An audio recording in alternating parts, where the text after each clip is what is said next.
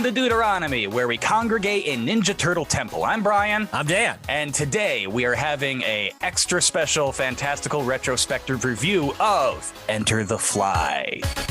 Season 2, Episode 7 of the original Teenage Mutant Ninja Turtles animated series run, produced by Fred Wolf on CBS television, air date November 12th, 1988. This one was actually directed by Bill Wolf, which when I did my research finally, you realize he is the son of Fred Wolf, and he directed most of these episodes, or ghost directed them, and also sadly passed away in 2020. So thank you, Sir Bill Wolf, for your contribution to our entire childhood. Oh, yeah. Thanks. And I do want to also cite real quick, this one is written by Michael Reeves and Bryn Stevens.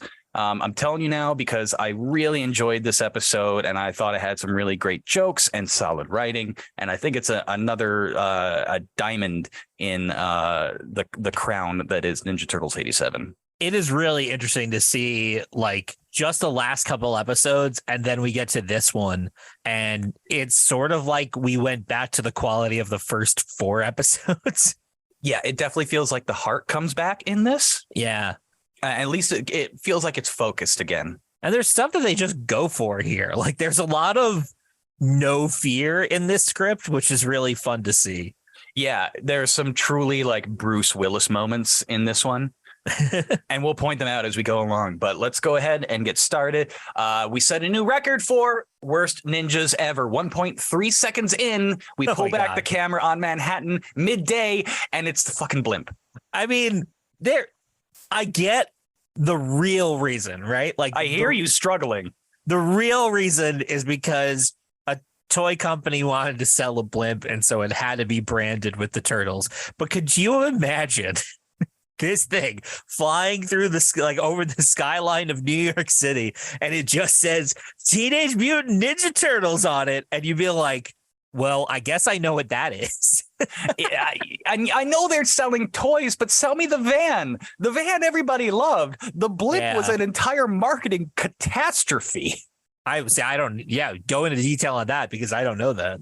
Kids were like sucking the helium out of it. They were trying to put helium in it, sucking helium out of it, like generally biting and chewing on the thing, like choking on the pieces because it would just shrapnel if it popped. And generally they were really cheap and popped all the time. Like they improved on the model over time. There was like a 4th iteration that was finally like durable and just meant to be inflated with, air, and they just kind of bounce around. It's basically a beach ball. They all kind of look the same, but yeah. And then it had the little glider attachment to it, and every piece broke off that, and kids were eating those because they're dumb as shit. Yeah, the blimp was and then for more, they were undersupplied. Like there was like a outcry or something, if I remember right, when people couldn't get the turtle blimp for like holiday shopping. Yeah, it was nowhere near like PS5 level of failure, but you know what I mean. Yeah, well, I mean, like Turtle Mania being in full swing, it's not a great feeling for the parents out there who are trying to get something for their kids and they can't find it anywhere on their shelf, and it's like the one thing that the kid wants. I remember there was one kid in our neighborhood who had the blimp, and I mean, there were a lot of fans, a lot of friends that I grew up with that like Ninja Turtles, but there was only one who had the blimp. It's just such a random superhero vehicle in the pantheon of superhero vehicles. I mean, like Spider-Man had a car, Batman had a boat. Yeah, well, Batman had everything. But Batman had a boat. Just let that one sink in. And the Turtles are no one else has ever had an air dirigible vehicle of any sort.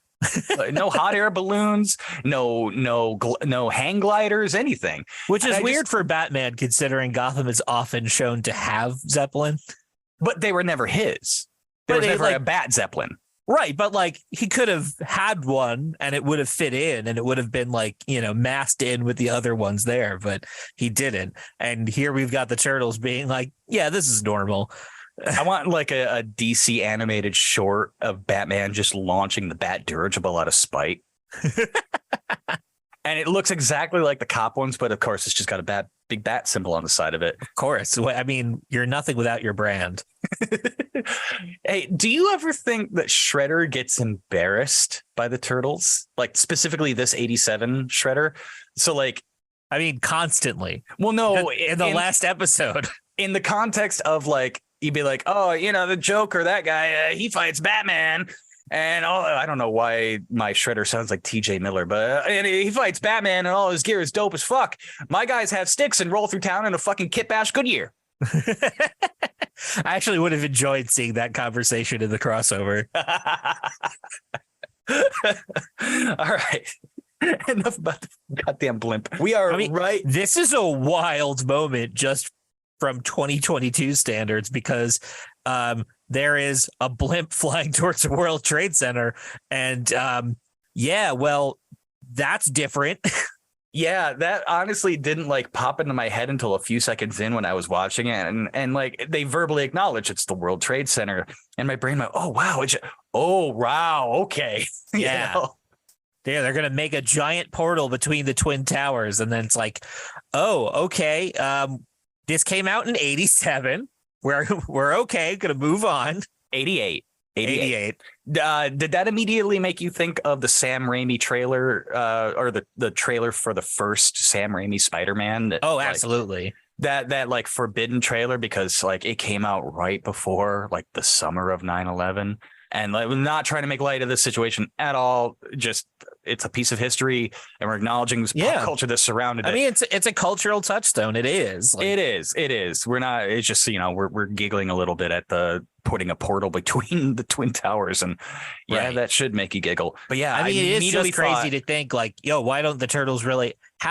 So the Turtles had.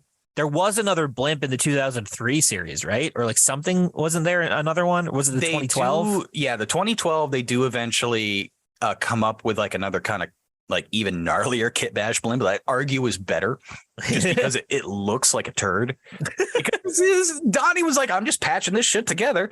He's not like ripping doors off vans and having a perfectly immaculate lab at his availability. He put that shit together in the junkyard. But yeah, there was another blimp, but it didn't feature nearly as prominently as this one. Yeah, but it's just crazy. Like there's no flyover in New York City anymore. Turtles flying a blimp over New York City would get shot down immediately. Yeah, you can't fly a drone anywhere in city limits, especially not near an airport. They have like anti-drone defenses there. Yeah. It's a different world. I did want to acknowledge that like they are right into the friggin' action on this one. Literally like credits fade to black, fade up, and we're after Shredder. Like, okay. Not wasting any time. Not at all. Right on his heels. And he's clearly up to something. I gotta call out like just the excellent science talk that happens in the beginning of this episode. This Ghostbusters level pseudoscience bullshit. Oh no, I forgot to reverse the polarity of the neutron flow. Baxter, you bumbling idiot. Like, okay, dude, you didn't get that. You don't know what he's talking about.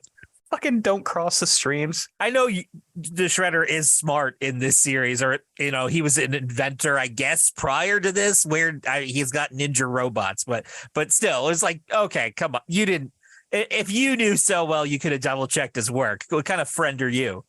I mean, we'll get into that a little bit later because of the discussion about friendship. But can we just very briefly ask, why do they need a portal force field thing between the Twin Towers? Well, it seems like they're just trying to Kit Bash their way into Dimension X. Is that because they never really say? They're just like, we're making a portal, or did they even say the word portal? I thought they said force field or something. Oh, I thought it was portal, but is it portal? I think Shredder just got sick of asking Krang for things from Dimension X, so he's just like, fine, I'll go there myself. With blackjack and hookers. All right, so they're making this portal thing, and then there's a really great line, mostly the delivery from James Avery as Shredder on this one. Why am I condemned to work with amateurs? Holy cow. He really let his Uncle Phil leak out on that one. I just looked it up, and you are right. They did say force field. That's what I thought. Okay. Yeah. I mean, it's kind of nondescript. It doesn't matter either way. Right. Yeah. It's like, I mean, is it a force field to Dimension X? Is it just something that was maybe it was gonna catch the turtle blimp because they will just fly it out in the middle of the day? No, because very, very quickly after this moment, Shredder somehow manages to spot them on their very stealthy approach. Right. So what do you mean manage? It's just Shredder has eyes. That was as far as the stealth check went. I mean, it works because they roll up and Shredder and Baxter just fucking dip, and the turtles are like, well, I guess that's over. And they're just like hanging over him for a minute too. Like, oh man, I love it. I mean, it's like these are actually the episodes where Shredder does seem kind of smart, and like it's really easy when the turtles look so dumb. But being honest, yeah. But still, he was like, you know what? I'm not going to hang around for this. I don't want to fight. I don't want them to get a hold of our technical equipment. It took us a while to get this stuff. We're neutrons. Just run away. Yeah. I definitely a better strategy than most cartoon villains, but it's still, it doesn't make for great TV when the turtles are just like, oh, darn it. I guess he got away. But then the turtles go back to Splinter, and I feel like he should have been more disappointed in them and just like fucking looming over the bad guys. Like, what are you guys doing down there? What are you doing down there? Yeah. And then the bad guys bail. Like, Splinter should be more disappointed. Could you imagine any other Splinter being cool with what just happened? No, I can literally hear like Hoon Lee in my head being like, "Amare, boys." They're just doing like 1,000 jumping jacks and backflips. 10 flips now. Also, why is Splinter meditating with pizza? Was he holding it the whole time? I missed that. They walk in and it's just next to him under his walking stick. And then he just brings it to the microwave because, as we know from previous episodes, everyone microwaves their pizza in this New York City. I think maybe that was a moment of, you're late. Your dinner's cold. Like the angry wife. It's even better because it's so broad daylight. You're late. Your dinner's unthawed. I don't know. I thought it was nice that he had dinner ready for his sons. I thought that was very sweet. Oh, absolutely. But it's still just funny, like seeing him sitting there and meditating with 2 candles in a pizza box. But the payoff comes with the big animation error that follows. Mikey flings the pizza to Leo after it comes out of the microwave, who slices it midair for Raph and Donnie, who each get a half. And then we cut to Mikey eating the pizza with Donnie's voice. It's a minor error, but it's worth mentioning. There's no way you can't notice it. I also love how like we have seen this gag in many different turtle things where someone throws a pizza at Leo and he cuts it up for everybody. And this, he just cuts it in half and they just start like, I'm going to eat this half of a pizza. Nobody else is getting anything. Yeah. Did they have a second pizza backup? I feel like Mikey's not the kind of guy who would give up food. Mikey's basically Joey from Friends. Mikey doesn't share food. Oh, I'm sorry. Now I'm disappointed in myself for making Friends reference. We'll dock you at the end of the episode. Okay. So we cut to Shredder and Baxter on the garbage heap, and they're surrounded by flies. I love this move by Krang. He purposely puts the frequency for the Dimension X communicator on a garbage barge because that's how much he values Shredder. Out of spite, yeah. Krang has a lot of great flexes in this, but I like Shredder's response to Krang even better because I don't know if he's formally mocking him, but Shredder here. What was that? What was that direction? Yeah, I don't know. Sarcasm, I guess. I was just like, did they just pick the 19th take Avery had in the booth and just like, go for it? I want to point out again that Shredder is a terrible manager. He's passing all the blame to his lackey, taking zero responsibility for actually hiring an idiot in the first place. Yeah. This was his own choice. Actually, I mean, Bebop and Rocksteady are too, right? Like he doesn't have a great record. Has an abysmal record. I think this is actually the first and only time in the entire series where Shredder literally begs for Bebop and Rocksteady. He's asking Krang to send him back to the portal. Please. And is it weird that Krang is keeping them around in the first place? What does he need them for? Right. It is so weird, especially with what happens like immediately after this. I can't imagine Krang tolerating their idiocy. I'm actually speechless. It's the one thing that doesn't make sense about the beginning of the series. Like the one thing. No, I mean, like everything else is kind of justified, even though it's ridiculous, especially with what Krang does in this episode, it makes zero sense that he would keep Bebop and Rocksteady around. And not even just like, hey, go somewhere on the Technodrome that's not by me. It's like they're all chilling. They're hanging out constantly. It really doesn't make sense that they made those characters in the first season to be physical adversaries for the Turtles, to be the bane to Turtles, right? Yeah. And then they immediately retire them. And you can't argue that, like, oh, maybe it was an actor scheduling conflict. They're both redundant actors. It's true.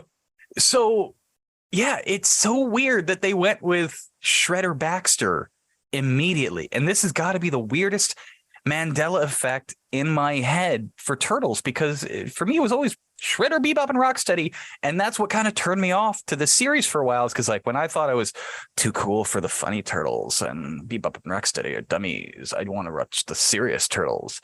That's what steered me away, because I thought Bebop and Rocksteady were oversaturated in this series, and that hasn't happened yet. Yeah. It is a real like trick on the memory that I get, like, maybe they just become so prevalent later on, but right now, like, we really haven't seen much of them, and it's kind of cool to get them back.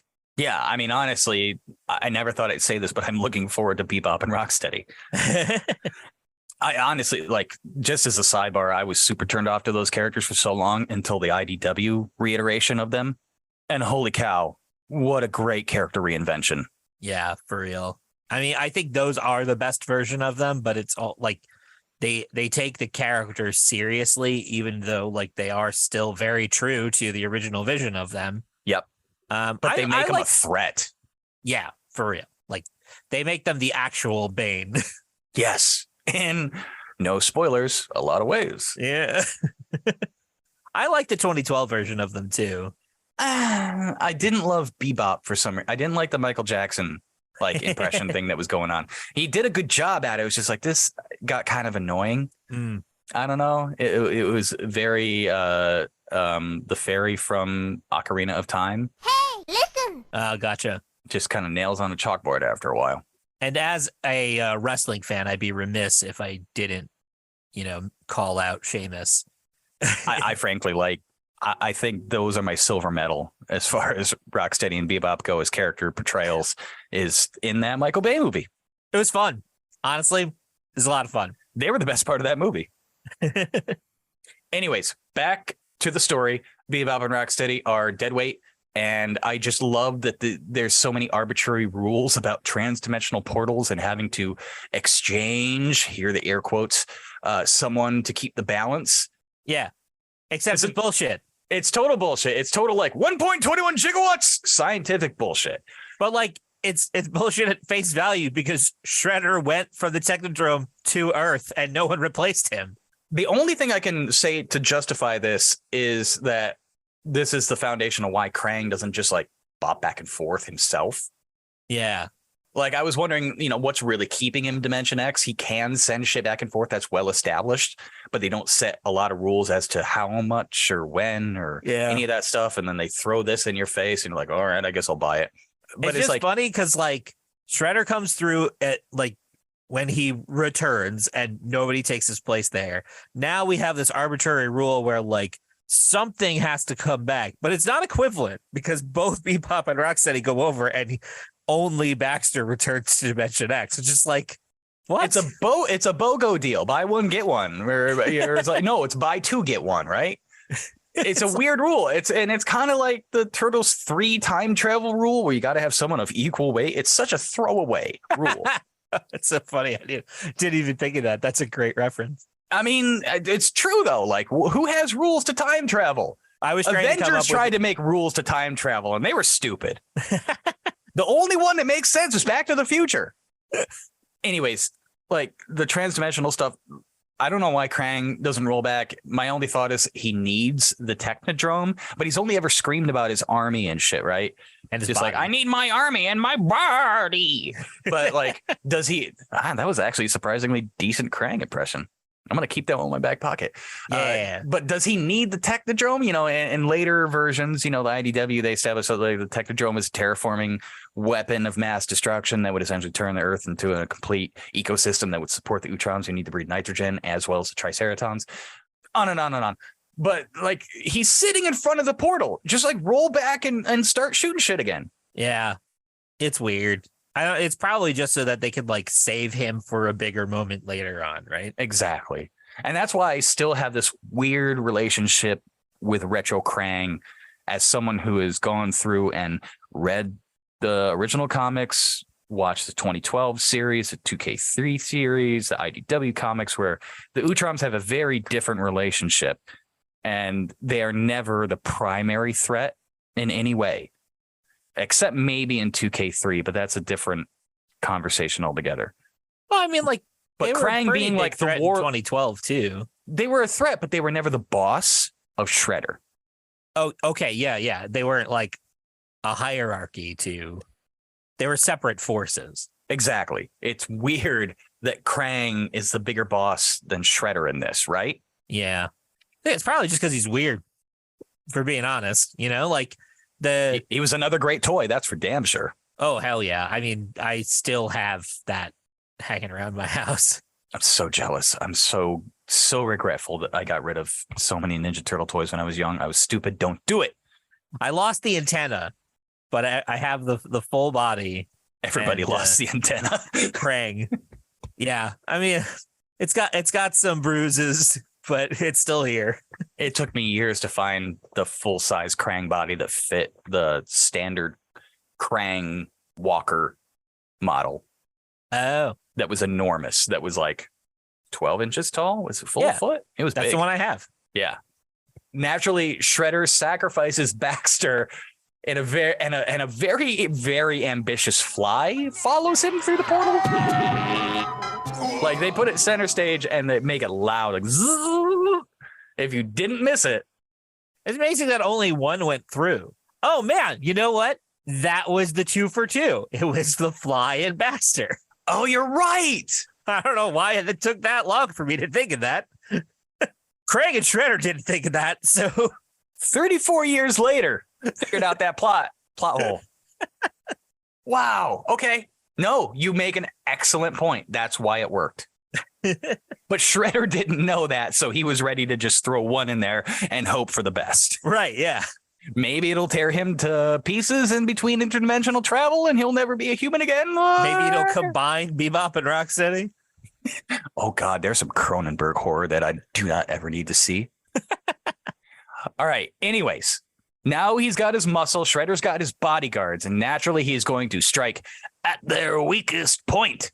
April O'Neil. All right, 1. No, that's not their weakest point. You know where they fucking live. We've established this multiple times. You know where they live. You could go knock on their door and fuck everything up. And foreshadowing to a moment later on in this episode, Shredder or Splinter just answers the door with reckless abandon. 2, you've tried this before a couple of times. Never really pans out. 3, couldn't be a worse candidate. Do you really want to target someone who is a daily public figure on television? It's a really subtle way to get the secret ninja gang out of hiding. I'll add in a 4 that like you could have done this with Baxter. This isn't revolutionary or new or something that can only be done with Bebop and Rocksteady. In fact, it's probably worse if you do it with Bebop and Rocksteady because they're a giant rhino and warthog. You're not going to be able to hide them.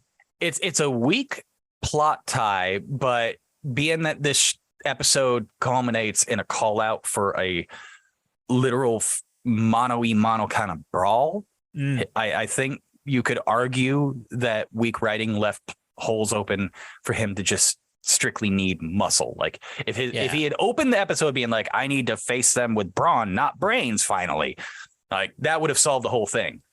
Yeah, but I think that's the point. That like they do justify it. I'm not going to say that like obviously they were leading towards this like big fight at the end, and it makes sense to have Bebop and Rocksteady for that. So I don't mean to like, oh, it's a huge plot hole. It's not really a plot hole. It's not a plot hole.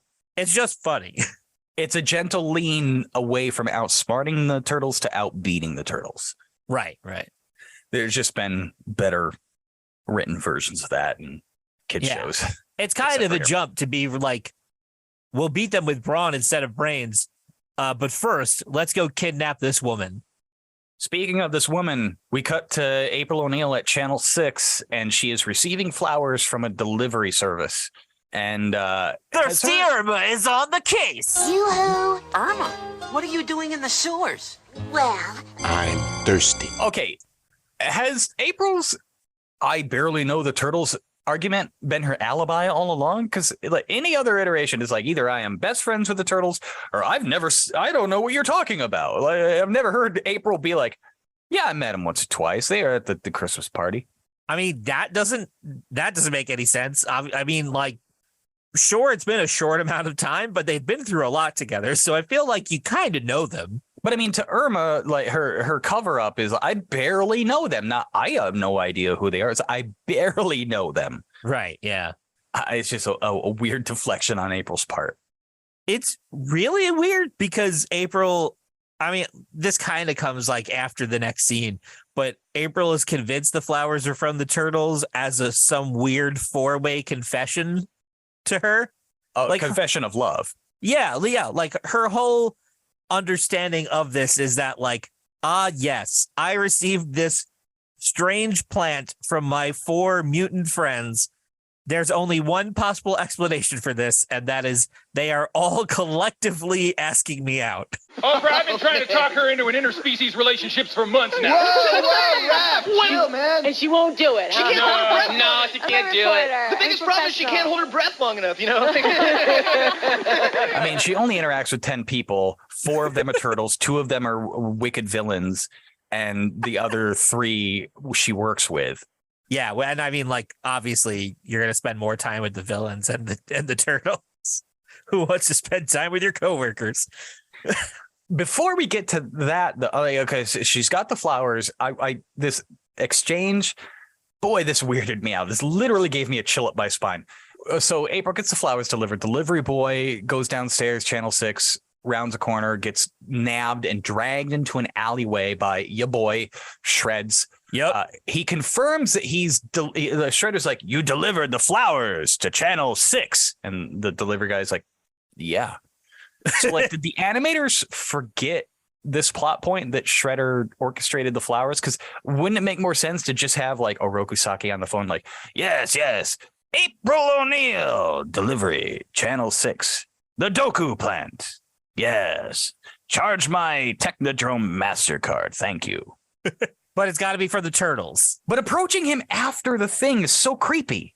It's super creepy and pretty insane because you are standing around the corner from the front entrance of the company. That's serious stalker activity. He walks out the front door. The door has a giant 6 on it, and you pull him into an alley. Like, did you deliver it? Well, what else do you think he did there? I don't know. I'm just like, this goes beyond the level of conniving villainy and legitimately goes into like, you could take this to court for a stalker case.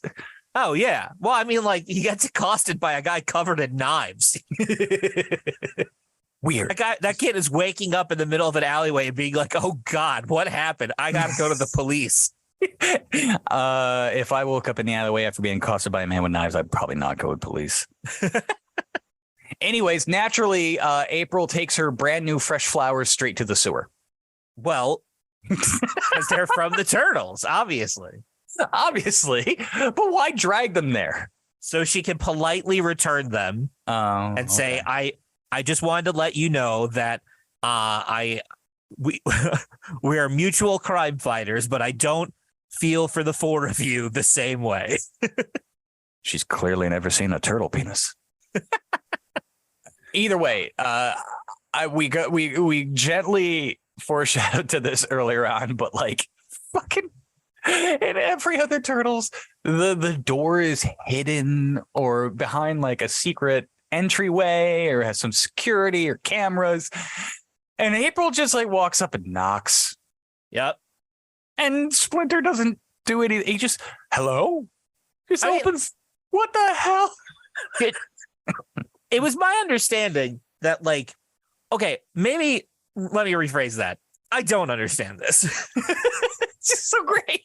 Because, like, did the Turtles build this door?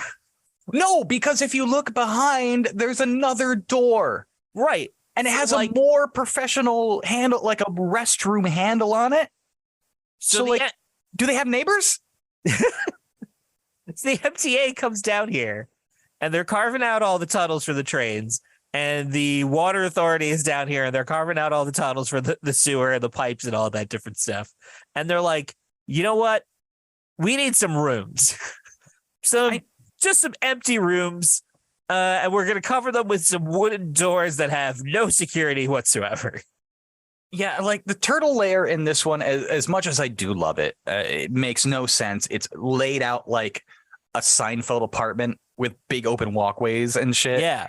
We also talked about how like their armory is like 1,000 yards away and they got to run to it down a tunnel. It's so weird. None of it makes sense. Like they're just sprawling through the sewer system, and like it's Raph's so bedroom is up in Inwood, and like Donnie sleeps in the Lower East Side. Dude, they rigged a phone booth to act as an elevator to go from their lair to street level, but they can't afford something more than a like plywood door. I mean, I know there are like utility access doors underground in New York. If you go down to any subway station, you'll see like there's legitimate offices and meter rooms and stuff like that. But in the sewer system too, if anybody's got better insight into how the infrastructure for New York City's sewage disposal system works, please let us know, because as of right now, the Turtles just stole somebody's office. Yeah, well, we also have to remember that there's an entire abandoned city under this Manhattan. There's an abandoned city under every Turtles Manhattan, apparently. True. It's become another weird tentpole that I didn't see coming, but I'm here for it. So maybe this was like the upper reaches of this abandoned society and they just replaced the door. Doors, multiple. Yeah. If anybody wants to spot check me on that one, 5 minutes, 47 seconds in, there are 2 doors. Okay, so her plant's poisoned or something. Of course, Splinter ditches it, but we're too late. And can we go ahead and ask which florist in Midtown is dealing in death plants? There's so much about this setup that's amazing, because you're telling me that in the time this plant got picked up and delivered, and then April hands it to Splinter, and it is inches away from his giant rat nose. Nobody else breathed this thing in. I mean, she did shove her face in and take a whiff and like comment on the fragrance. So give her that. But yeah, she was the closest. It's a foot away from Splinter's nose. It's almost the same rules as like the last animal you came in contact with is your mutation. But anyways, it's instantly recognized by Splinter. A Doku plant. I mean, that works. So that tracks. He would have some kind of, I don't know, being that it's exotic. Let's not even go into the complicated nature of that word. No, not at all. Because they brush it over completely in this episode. All right, back to Dimension X. Baxter's being dragged by rock soldiers down the corridor in the Technodrome.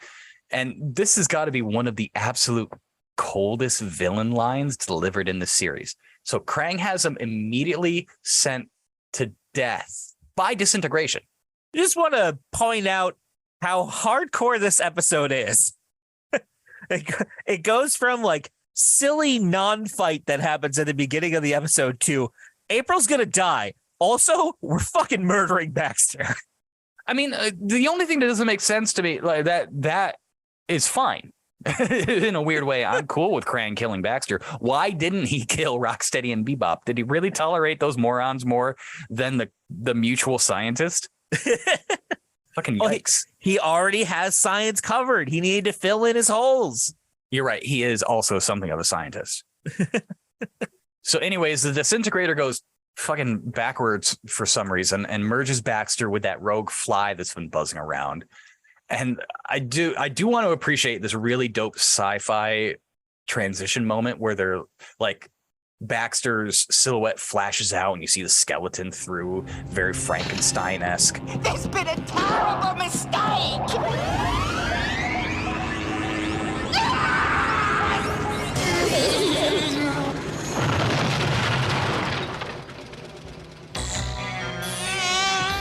No container can hold me!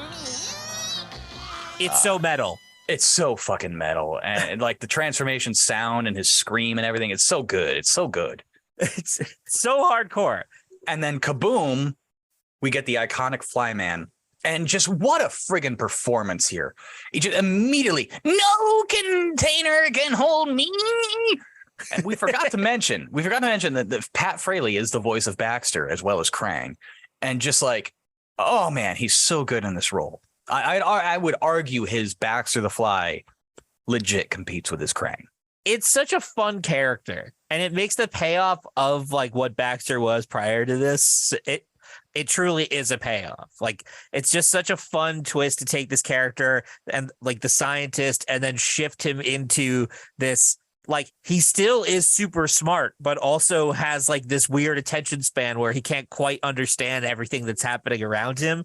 And also a little bit murdery. Yeah. Yeah. And he like really just plays into it so well. It must have been such a fun character for him to voice. Yeah. Like, that's another one. I wish we had more behind the scenes footage of Pat Fraley performing in the voice booth, because I feel like that's just comedian gold. It's so good. And like the design of the character visually is so much fun. Like, obviously it's still like Baxter's clothes, but like they work well on this fly body for some reason. It's just the color palette is perfect. The color palette is perfect, but also the bow tie. I do want to ask why we bothered with this new tech of the disintegrator.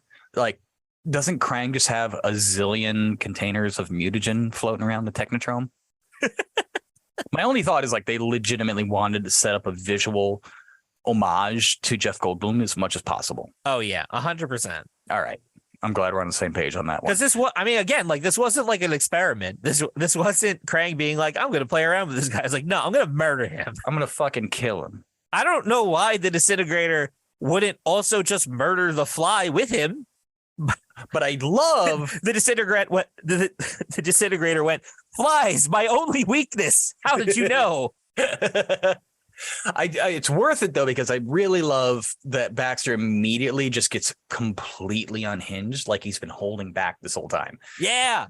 And he's zooming around and screaming and grabbing guns, and he takes absolutely no time to lament that he's a monster now, that he's a mutant now. And it's just another clear case of like held back potential. And I'm so glad that Pat Fraley got to run with this. He's having a real hot girl summer with old Stockman. He just steals a gun, kills 2 rock soldiers. He's got the best aim in the entire series, which gets reinforced later on when he's picking people off from like the skyline. And then he just immediately flies into a portal and zoops back to Earth, defunking the prior rule.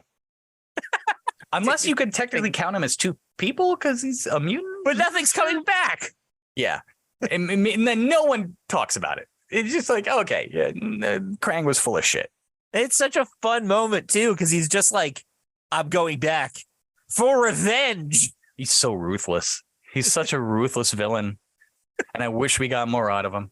Okay, so we're back at the lair. Splinter's filling in the turtles on April's condition, and he sends them on a mission to get the Gazai leaf so he can make an antidote so that April doesn't die.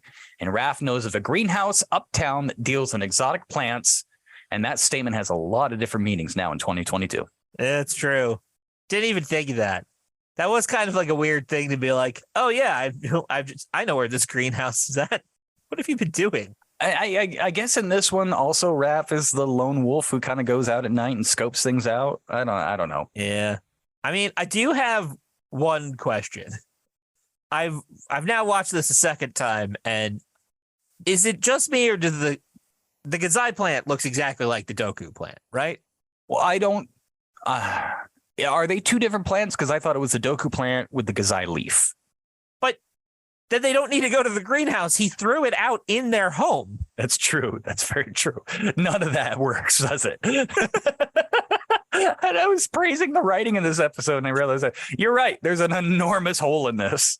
Like, I just assume that they look the same. Like, I'm cooler with that. It's a little lazy, but it'd be really make the petals blue or something. I don't know. It'd just be really weird to be like, yeah, we need the leaves from the plant she smelled, and it's definitely in this garbage can. We're gonna make you go on a wild goose chase up on the street. anything to progress the plot at this point, right?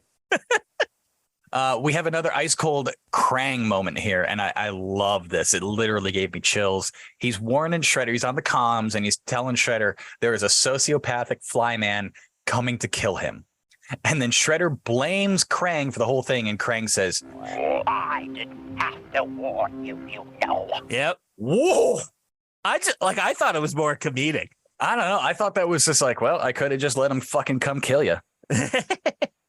I liked it. I love that line. No, it's a great line. One of my favorite Krang lines immediately. I also really like this fly vision we get from Baxter's point of view when he's on this hunt for revenge. Could you imagine? Somebody put this out there. Could you imagine if the Cronenberg film went this far? Like Goldblum is in full fly form flying around a city. Oh my God, that'd be amazing. How disturbing would that be? I like that. That's a thought that popped in my head. Is like, if I saw any of these mutants, I think the one I'd be grossed out by the most is probably Baxter. Oh, 100%. 100%. There's so much about him that's gross. His big red eyes, the additional arms, the fact that he buzzes at the same sound level as a normal fly. How the fuck does that work? That he doesn't change his clothes in 8 years. Dude's got a lot of sweater vests. He would. Sweater vest game on point. We have a quick scrap. The TMNT escape down the sewer, and Baxter's off to Marcellus Wallace Shredder. I want to point out an animation highlight. I really, really love this next sequence with them the turtles running down a sewer pipe. There's such great motion. They're in tight quarters. All 4 characters are on screen working in tandem. It's a little bit of forgivable jank in a couple of transitions, but it really it made me reappreciate hand-drawn animation again, like these little specks where they really pull out all the stops. And it's not just a dialogue scene. We have action, and it looks so friggin' good. Yeah, the movement's great. I like that they put it in the water of the sewer pipe so that there's like splashing happening.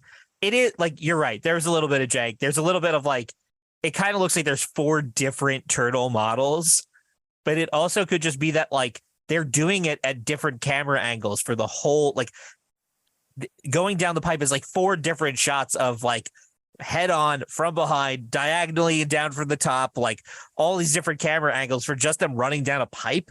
And it's like, let's be real, nothing's happening here. But it's still exciting. Right. They're just running, but it's super exciting. It really is. Like, it's such a good pump up moment with the music and everything. Like, I'm fucking ready to fight. And I did want to point out also, like, the profile tight shots totally have that anime whoosh going in the background. Yeah. Bonus crap. Even though my Voodoo purchase copy is supposed to have captions provided officially by Lionsgate, when Leo exclaims while they're running, "We'll take the turtle blimp," it was mistyped on screen as Turtle Blend. And that made me want to see if there was a Ninja Turtle themed coffee online, and there is not. So somebody get on that. Oh, yeah. It says it in mine, too. I just noticed that. You too? Okay. They I love that they credit the studio and clearly are just relying on auto caps. Now, you'd think Shredder would appreciate having his requested goons back and some bodyguards at his disposal, but now that he knows that there's an insect assassin on his ass, he immediately just starts admonishing Bebop and Rocksteady. Oh, yeah. No, I think Technodrome HR really needs to get involved. He's a terrible manager. Awful. Just the worst. There was one more thing I wanted to point out from earlier, which is just like, again, one of these like tiny details that we like to point out so much. We do have another worst ninjas because they're just running down the street in broad daylight again. And before they go into the sewer for that awesome running shot, did you notice how large that manhole cover is? Yeah, it was pretty big, but I know that there are different size access points in New York, so I kind of let it fly. Dude, a motorcycle could fall down that. Yeah, okay. It's a little gratuitous. All right, so Shredder is worried that he's going to get killed, and surprise, the Baxter shows up, tries to fucking kill him. But Bebop and Rocksteady shoot him down out of the sky, and thump, sack of potatoes. My favorite sound effect in the entire series, probably the entire 80s pantheon of sound. I The part that made me legitimately laugh out loud is when he hits the ground and Baxter goes, "Why are you attacking me?" You just shot them. Brian holds up and you started a drive-by. What do you expect? It's a great exchange, though. Why are you attacking me? Why are you attacking me? I thought we were friends. It's such a serious, like, Three Stooges moment or something. And yeah, I thought we were friends. Like, oh, what a fucking sad excuse.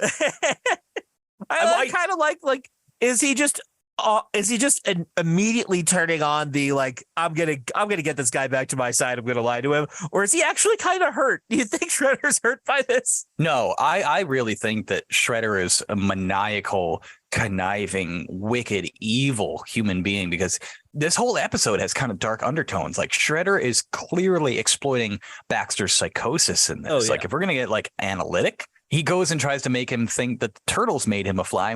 Clearly, like, he escaped Technodrome. Like, is his memory that screwed up? No, like, Shredder is just using this poor, sad man who has tried nothing but to succeed and try to prove himself to arbitrarily terrible targets. Like, it's sad if you really think about it. Shredder is an absolute sociopath. Yeah, He just uses people around him constantly and doesn't, like, he's mean about it all the time. That honestly makes me think that the 87 Shredder might catapult to the top of the list of the most evil Shredder, like Warlord trying to dominate the planet, or evil alien, or possessed by a wicked dragon spirit that wants to destroy humanity. No. This guy who's just messing with poor, sad motherfuckers. Yeah, he's just a terrible human being. Really is. But anyways, That was easy. and Baxter immediately takes off to go kill the turtles. Oh, man. When the turtles call Splinter on the turtle comm, do you notice he's got like a custom silver comm when everyone else I thought had like green shell-shaped ones? Yeah, well, I had the toy of that. I can confirm it was a green shell and a yellow underside. We'll talk about this more later, because the silver comm really caught me off guard. Turtles arrive at the greenhouse and they just have a dress up fetish at this point, because like these disguises are a massive blimp into Central Park that says turtles on it, and then they land and put on those awful disguises.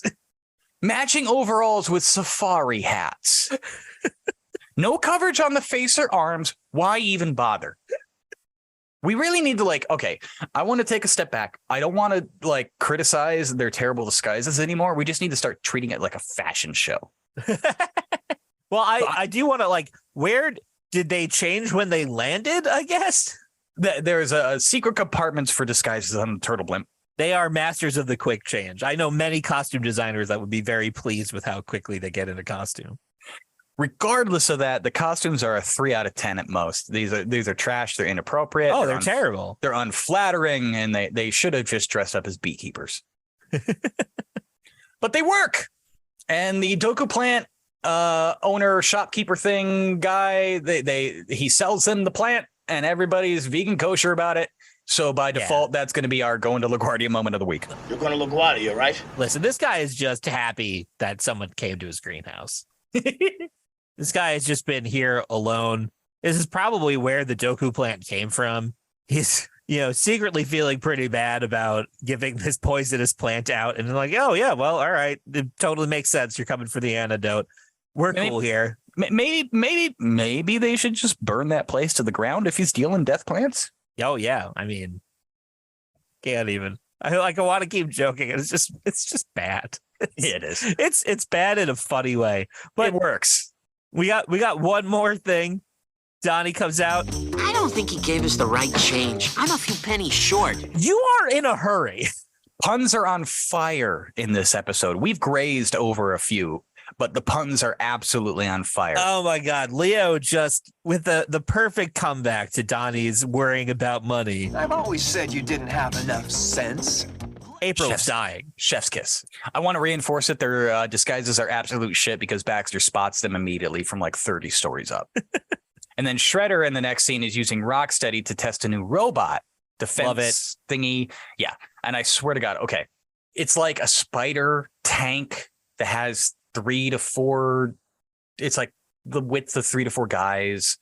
It has boxing gloves on its legs and Mickey Mouse hands. And then Shredder gives it a name. Shredder gives it a name so that they can put it on a box and sell the toy. And it's called the Knucklehead. And it's great. It's great.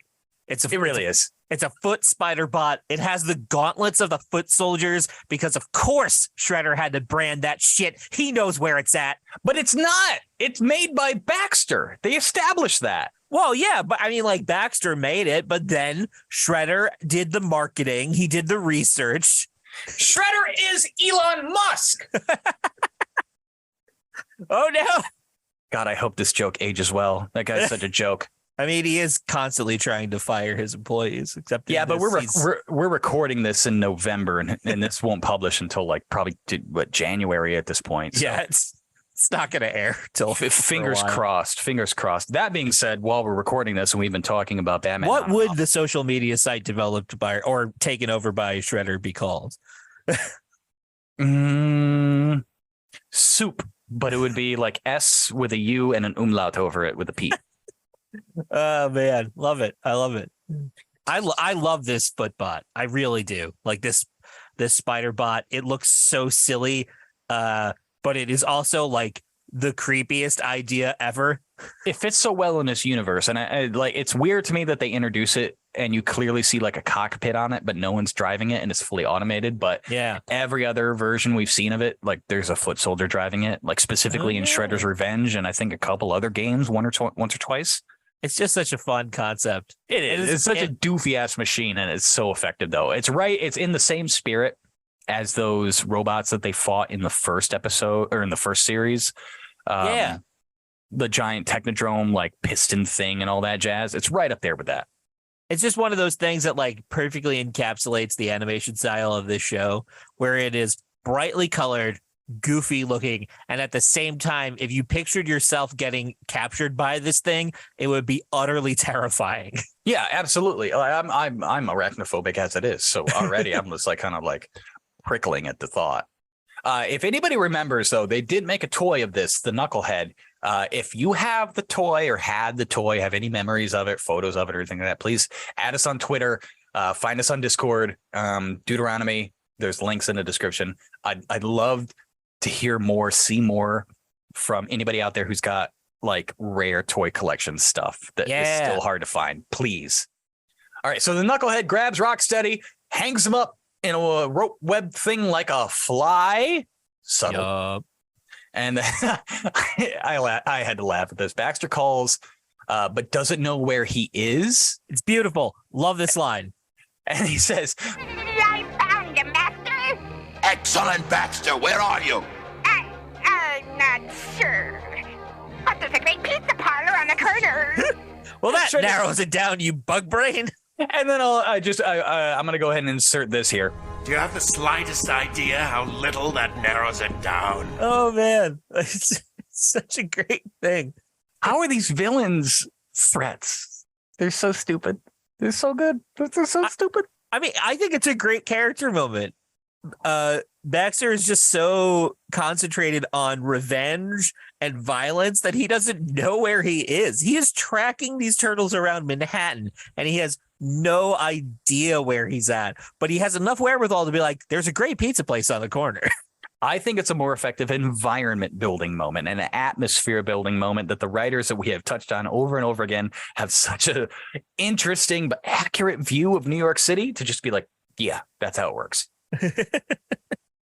Anyways, Donnie's very upset in the next scene that the Fly has found them again. And I just want to say, boy, you took off your hat and you hung it on a fence post while you were walking home long enough for him to spot you from the goddamn sky. What the hell are you doing?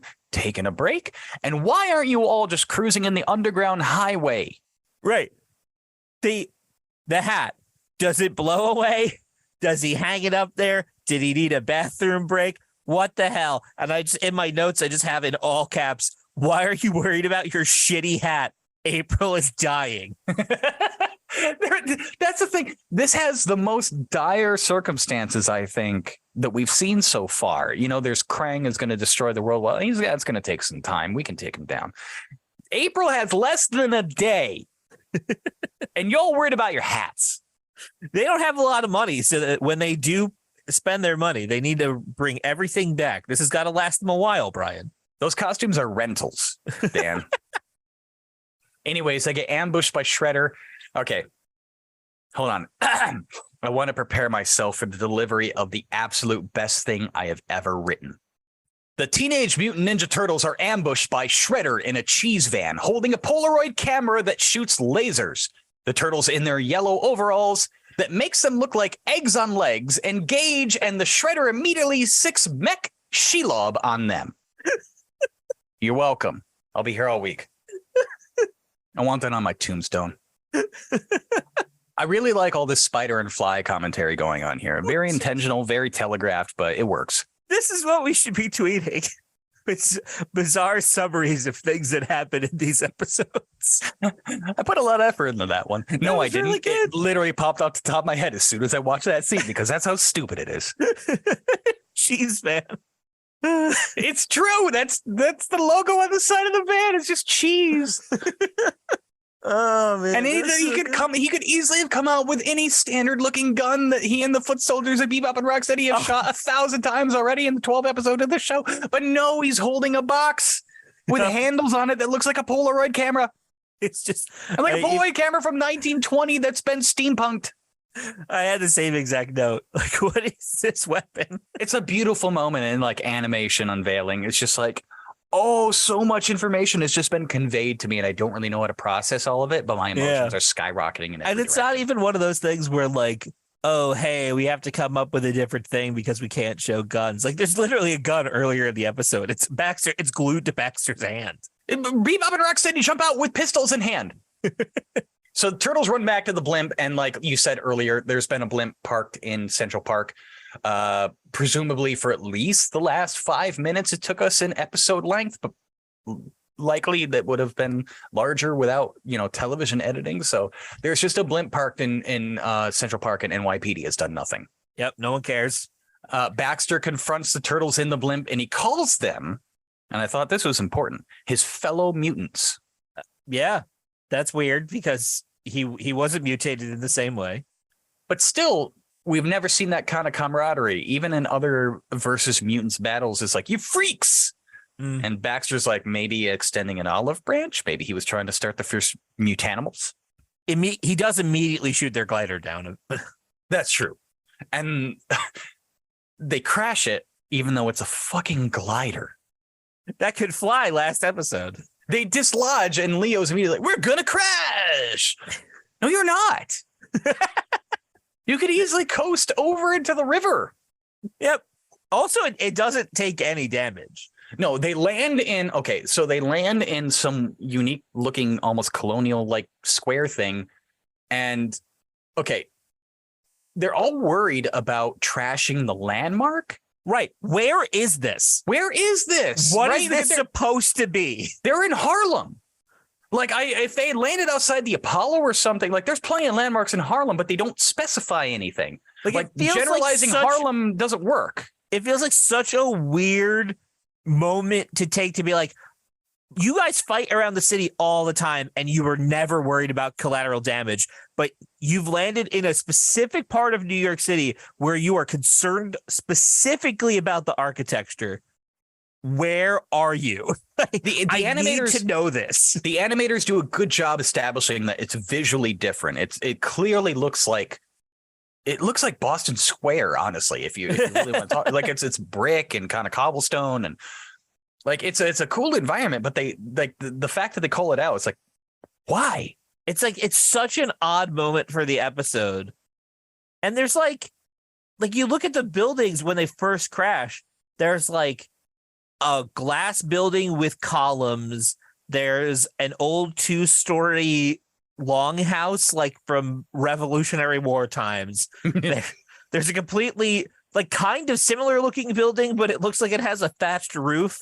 And then there's just like a dome. Like, what is that? A planetarium? Like, I mean, I felt like those were in the distance. When they land, they're specifically in what looks like a historic place. Right. No, it's literally up the block when they land. Oh, you say, oh, I see what you're saying. Yeah. It's a weird little icon as someone who's lived in New York. I don't know what that is. And then there's just a dumpster in the middle of the street. Dumpsters are appropriately placed for Ninja Turtles. They're so worried about this part of town, but the people who live there are like, yeah, let's just keep the dumpster on the main street. It's the roundabout. The turtles volley back up to the blimp with no navigation or propulsion systems in place. So Leo just kicks the air plug open and they coast away. How did they scale that building so quickly? They had the claws on. They showed them had the climbing claws on, ninja climbing claws. So what? Is that building 2 stories tall like everything else around it? Or is it high enough to reach where the blimp was? Yes. Anyways, they dropped the damn plant on the way. Of course. I just have this note that says the Ninja Turtles do not operate well under pressure. No, they puncture the blimp. Well, they release the air in the blimp. They can't control it. They don't really know where it's going. And because it's moving so fast, they drop the one thing that they were there for. And scene. Baxter clearly is going to nab it. He grabs it. Shredder is stoked that April is going to die. Another mark of a true sociopath, like Shredder is gleefully rejoicing in the death of someone who satellites his true enemy. Like, that's sick. Yep. I mean, we talked about the subtitles before. Did you also get a weird subtitle when they use the parachutes? Didn't notice. I was too busy watching the parachutes. So they ditched the blimp, and was it Leo that calls it out or Donnie? I forget who it was. But in order to land safely, they use their Turtle Trooper shoe packs. And I heard shoot in real time. Like, I heard it.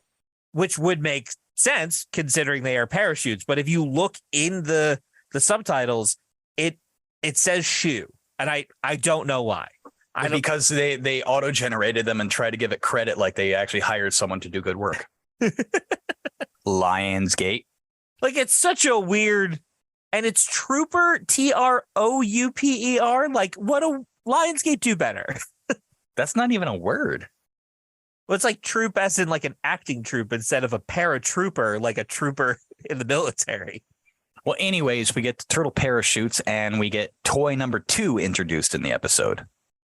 We've talked about the parachutes. Yeah, I had a turtle parachute. You didn't have a turtle parachute? No, I didn't. Turtle parachute was the consolation I got for never being able to get a turtle blimp.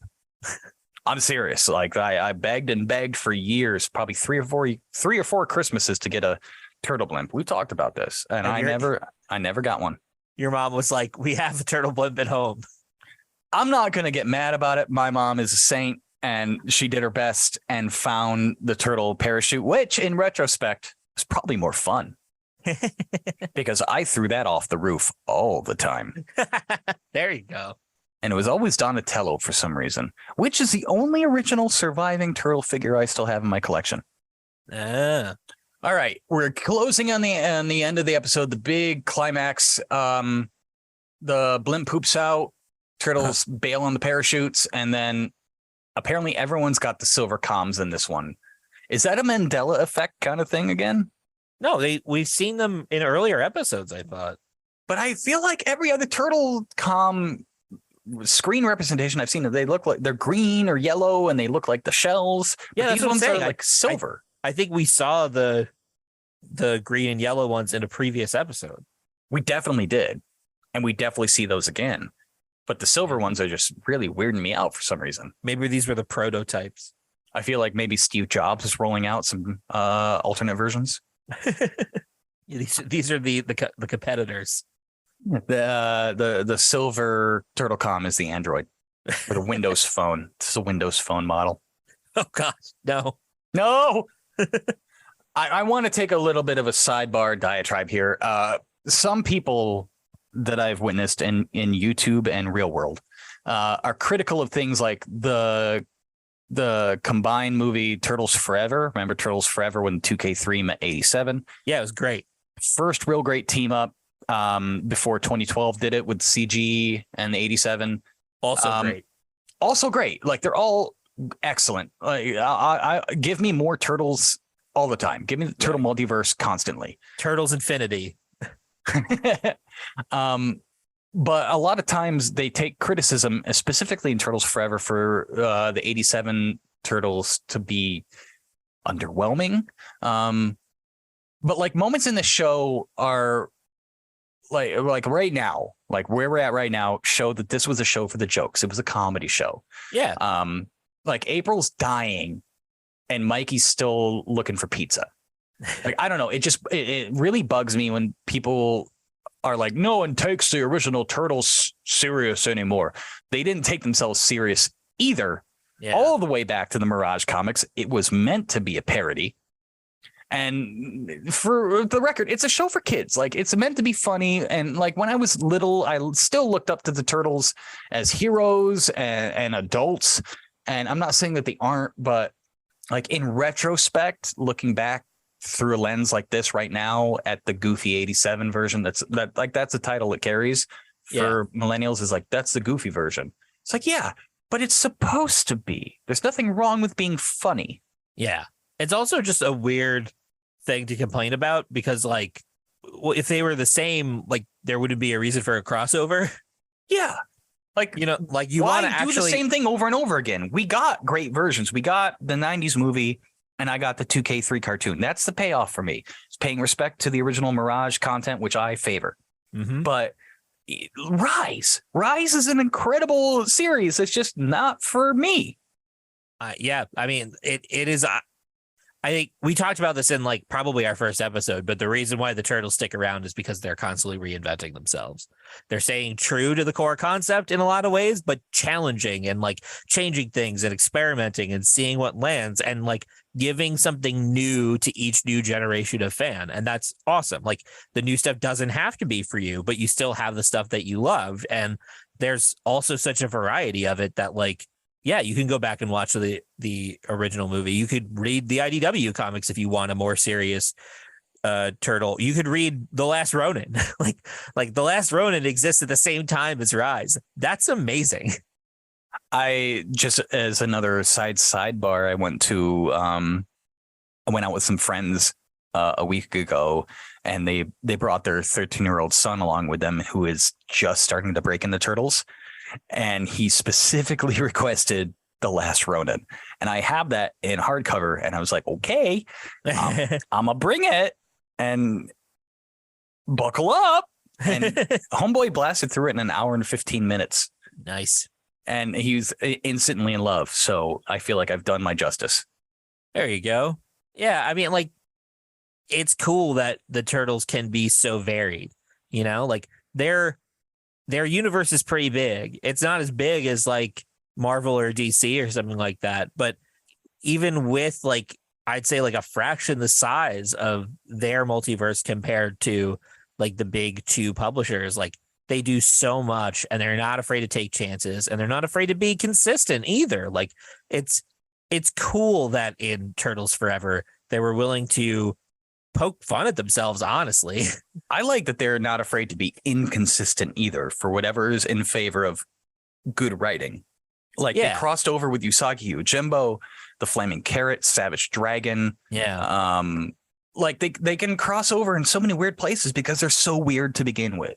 They can literally get away with anything. That's why when they were publishing the original comics, they're like, fuck it, we're going to space. I love the Turtles. I really do. Well, we make fun, but it's all in good humor. Yeah, I mean, like even some of the episodes that weren't as, you know, high in our rating scale, they were still fun to watch. They constantly are fun because there are fun, colorful characters and consistent characterization. Even when they have to tweak it a little bit, maybe Raph is mean, maybe Raph is sarcastic, maybe he's the leader. It still continues to work. And more importantly, the overarching themes of not only family, like surrogate family, like we've talked about again and again, but brotherhood. Yep. Yeah, I want to call out or shout out rather a YouTube video that I watched recently from a creator named Characters in Depth. He did a video on what made 1987 Raphael so special, and I recommend checking it out. It's only 5 minutes and 32 seconds. I'll send you the link so we can put it in the show notes. Put it in the Discord. Oh yeah, I could do that too. And there was another one that I watched. I'll have to look up and I'll put on the Discord as well. That was about Leonardo and how like that's how Leo's changed over time in each iteration and like what was each iteration trying to accomplish with that version of the character, because it is really interesting to compare him from like the 87 cartoon to each animated series that comes after, even the movies. And I just found it. It's Janiac Jr., Leonardo's evolving character. It's a 14-minute video. Excellent analysis on the evolution of Leonardo across all the different iterations. So want to give shout outs to some of our contemporaries who are doing great work as well. Hey, while we're at it, I want to shout out another podcast that's going on out there. We got no association with these folks at all, but it's something I stumbled upon when we were researching how to approach our show, because this is an original idea by any stretch of the imagination. But yeah, I've really enjoyed Turtle Recall. It's on as many podcast platforms as I can find. Jason and Anna. Jason being a super fan, Anna having zero exposure to Ninja Turtles whatsoever and experiencing it for the first time. They're farther ahead in the 87 series, but they're doing the same thing episode by episode. And it is such a delightful listen to have somebody who's green, pun intended, to the Ninja Turtles. It's such a delightful listen. Yeah, there's a really great community out there, even though we're not like, directly connected to any of these people, but it'd be really fun to build up those connections. And, there's a lot of fun and very inventive and interesting opinions about the Turtles out there. And we just want to, take a moment to say thanks and point you in their direction as well. Absolutely. I mean, I don't want to hijack anything here. And like the Turtle community, as someone who's a super nerd fan, who's in the Star Wars community, Lord of the Rings community, and Marvel community, and DC community, and Turtles consistently as a fan base, I find a positive place. There's not a lot of shit talking. There's not a lot of negative. Yeah, we've had better versions, worse versions, that kind of thing. But in general, I really, really like interacting with other Turtle fans, talk about stuff and theories and favorites and memories. And sometimes that's difficult on places like Reddit, which I'm just going to go ahead and call it out. The highest rated post on the Turtles Reddit is just like toy collections. And that's great. Good for you. But I want to talk about story and shit. So hopefully y'all joined us in Discord. Anyways, we should get back. We're almost done. Swear to God, we're super close. This is a long one. Thank you for going along our very twisty road of our minds. This is how podcasts work, Dan. We've got a broadcast from the Shredder. Attention, Turtles. I've patched into your frequency. Dude, you have control of all the TVs in the city. Why are you acting on World War II technology all of a sudden? This is a baller moment, though, because he straight up calls him out 4-on-4, mano-a-mano street fight. You'll have to meet me and my faithful followers in battle. No tricks, no fancy weapons, just 4 against 4. Ninja style, to the finish. Why that dirty rat? Oh, sorry, Master Splinter. Ninja style. Ninja style.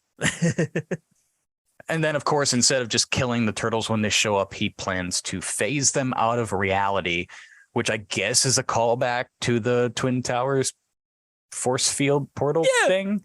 I guess that's what he was doing. I mean, I'm just glad he's not overcomplicating anything.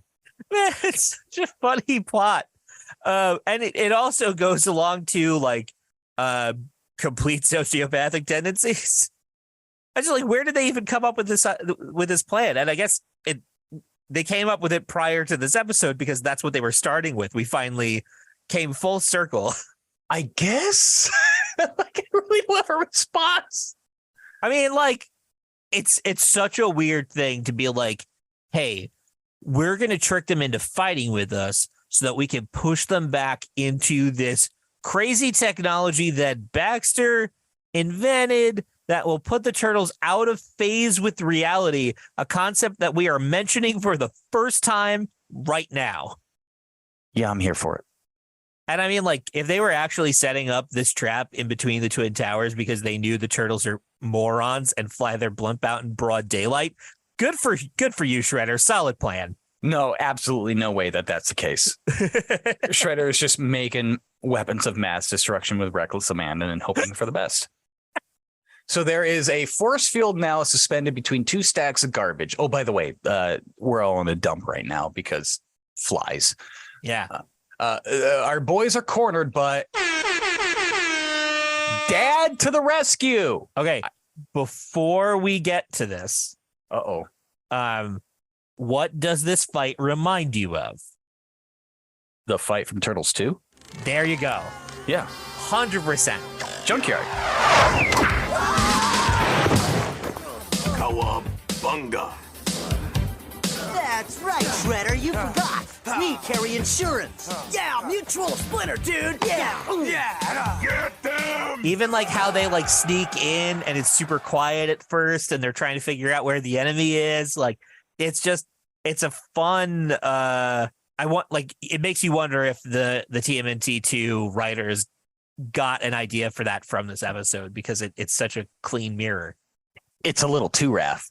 Yeah, I don't think there's any doubt in my mind at this point that the movie writers borrowed from the TV series. There's too many consistencies. Yeah.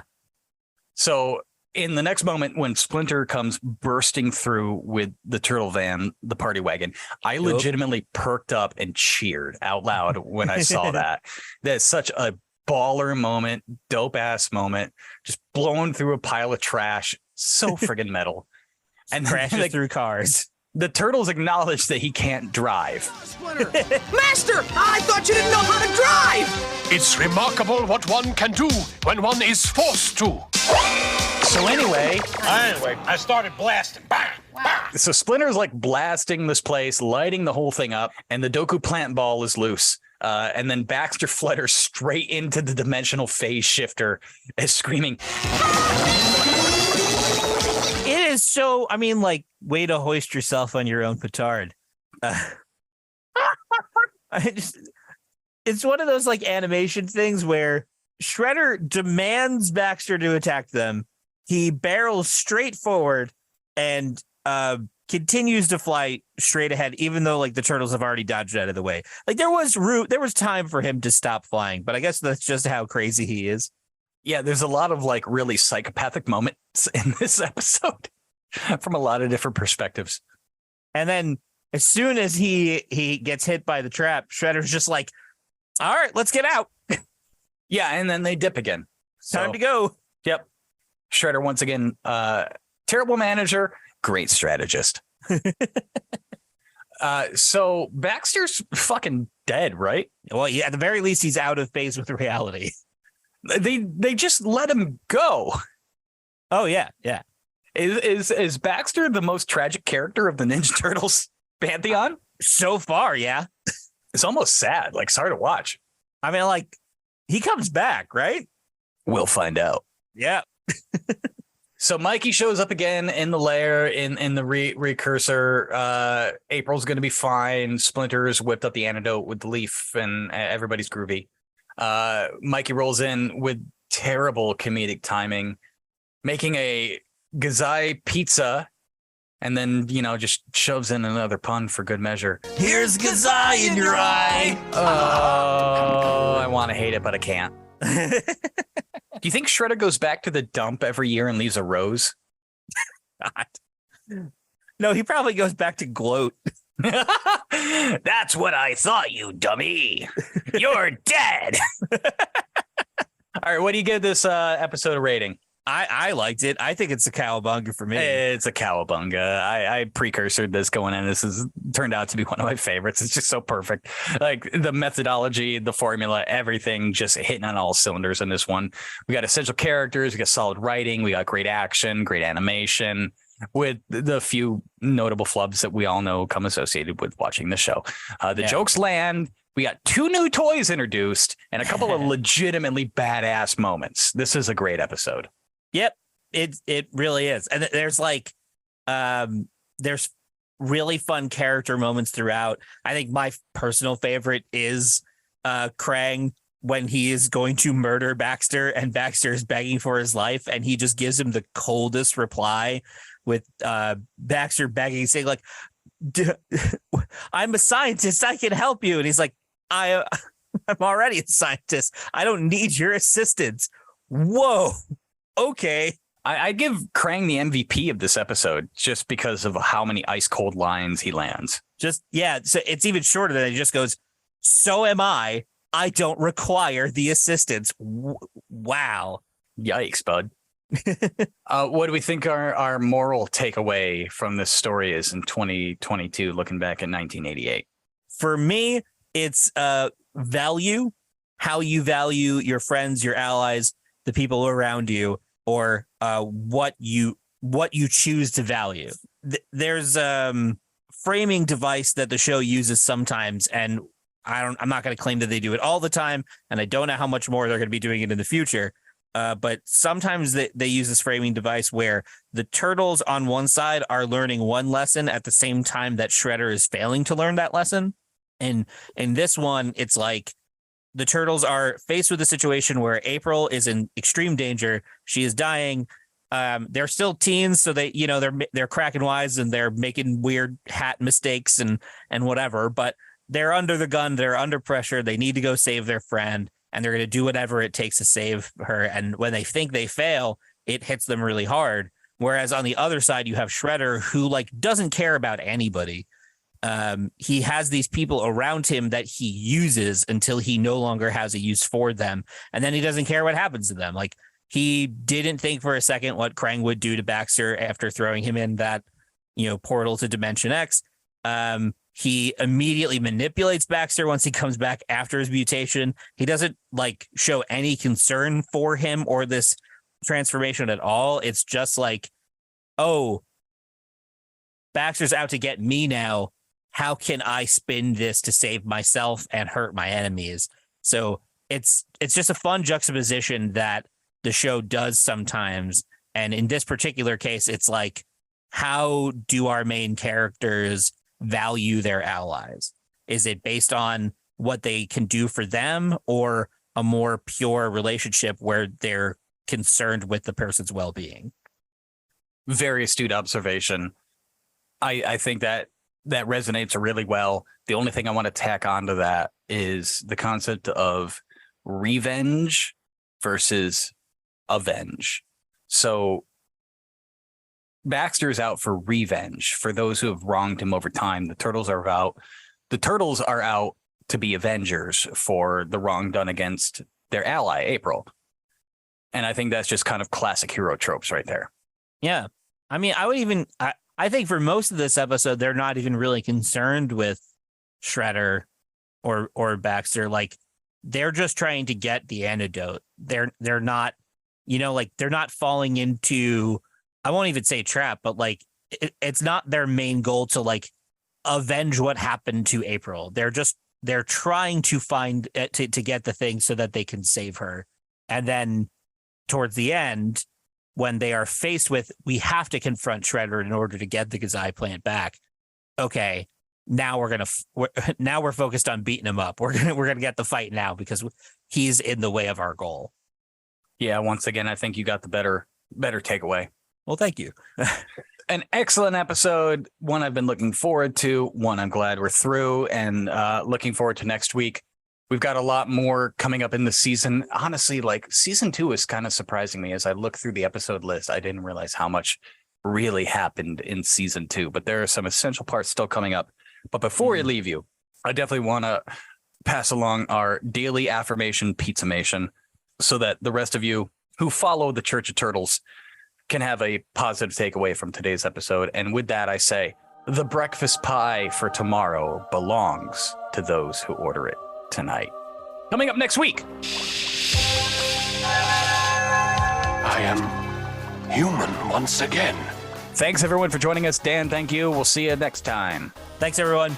Duderonomy is produced by Brian Van Gelder and me, Dan Spitaleri. Brian edits and mixes the show and also designed our show art.